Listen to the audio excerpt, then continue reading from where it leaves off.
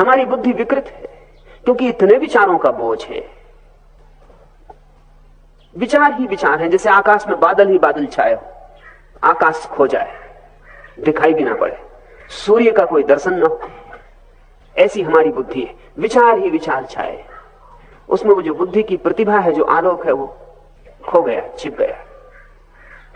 एक बादल हट जाए तो आकाश का टुकड़ा दिखाई पड़ना शुरू हो जाए, छिद्र हो जाए बादलों में तो प्रकाश की रोशनी आनी शुरू हो जाती, सूरज के दर्शन होने लगते।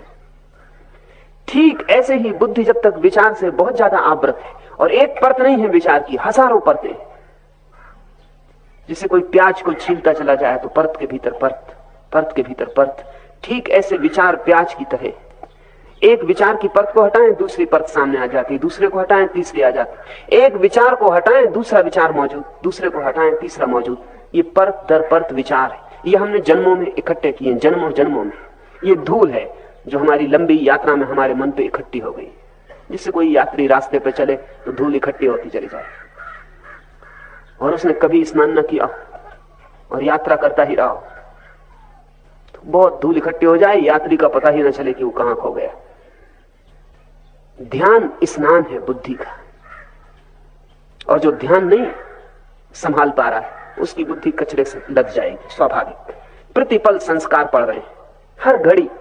पूरे दिन में वैज्ञानिक कहते हैं कोई 10 लाख संस्कार बुद्धि पे पड़ते हैं। आप सोच भी नहीं सकते 10 लाख कहां से पड़ते होंगे। हर चीज का संस्कार पड़ रहा है। अभी मैं बोल रहा हूं, ये संस्कार पड़ रहा है। पक्षी आवाज कर रहा है, वो संस्कार पड़ रहा है। एक कार का हॉर्न बजा, वो संस्कार पड़ा। वृक्ष में हवा दौड़ी, वो संस्कार पड़ा। पैर में एक चींटी ने काटा, वो संस्कार पड़ा। सिर में थोड़ी पीड़ा हुई, वो संस्कार पड़ा। पढ़ रहे हैं 10 लाख संस्कार दिन भर में, 24 घंटे में, और ये सब इकट्ठे होते जा रहे हैं। ये संस्कार धूल है, और ये हम जन्मों से इकट्ठे कर रहे हैं, इसलिए बहुत परतें इकट्ठी हो गई। जब आप सोए हैं तब भी संस्कार पड़ रहे हैं। नींद लगी है आपकी, लेकिन इससे कोई फर्क नहीं पड़ता, क्योंकि बुद्धि पूरे वक्त काम कर रही। बाहर कोई आवाज होगी, नींद में भी संस्कार पड़ रहा है।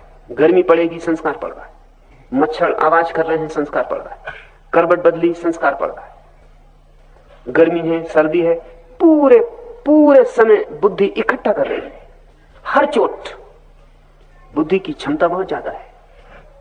वैज्ञानिक कहते हैं कि अनंत संस्कार बुद्धि इकट्ठी कर सकती है। आपके इस छोटे से सिर के भीतर कोई 7 करोड़ सेल है, और एक एक सेल अरबों संस्कार इकट्ठा कर सकता है।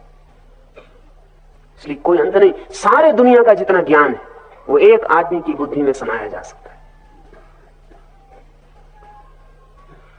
ये जो इकट्ठी होती परतें हैं, इनके कारण आप आच्छादित हैं। इस आच्छादन को तोड़ना पड़ेगा। इस तोड़ने का प्रारंभ बुद्धिमान साधक को चाहिए। पहले वाक आदि समस्त इंद्रियों को मन में निरुद्ध करे। इसलिए मौन का इतना मूल्य है। मौन का अर्थ है कि आप बाहर और भीतर बोलना बंद कर रहे हैं, क्योंकि बोलना बुद्धि की बड़ी गहरी प्रक्रिया है। बोलने के द्वारा बुद्धि बहुत कुछ इकट्ठा करती रहती है, और जो भी आप बोलते हैं वो आप सिर्फ बोलते नहीं हैं, बोला हुआ आप सुनते भी हैं। उसके संस्कार और सघन हो जाते हैं।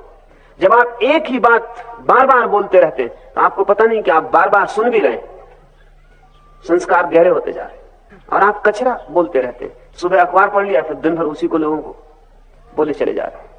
कोई व्यर्थ की बात जिसका कोई भी मूल्य नहीं, जिससे किसी को कोई लाभ नहीं होगा, उसको आप बोले चले जा रहे हैं। अगर आप अपने 24 घंटे का विश्लेषण करें तो आप पाएंगे कि 99% तो कचरा था, जो आप न बोलते तो किसी का कोई अर्थ न था।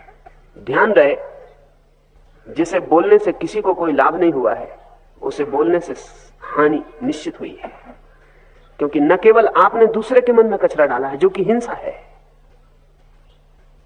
जिसका कोई मूल्य नहीं है, वह आप बोल के दूसरे के मन में डाल दिए।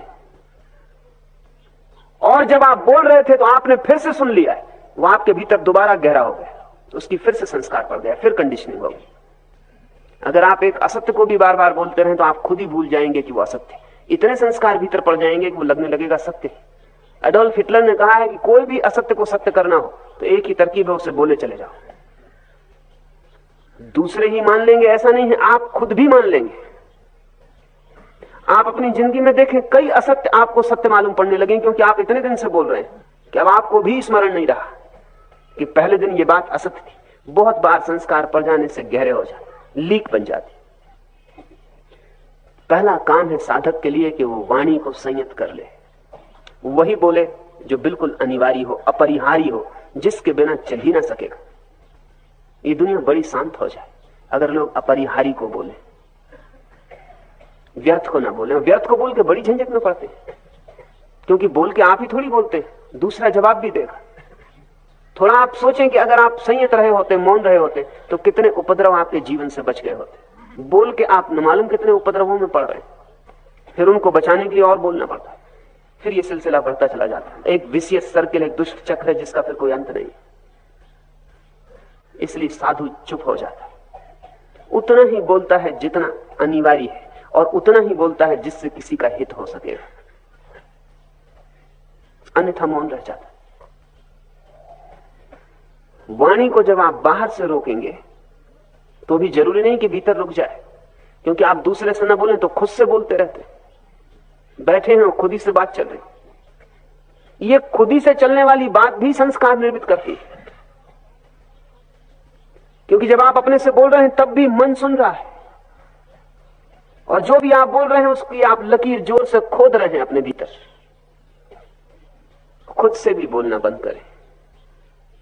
वाणी बड़ा उपद्रव है, जरूरी नहीं है कि उपद्रव ही हो, हमने उपद्रव बना लिया है। भीतर भी धीरे धीरे बोलना बंद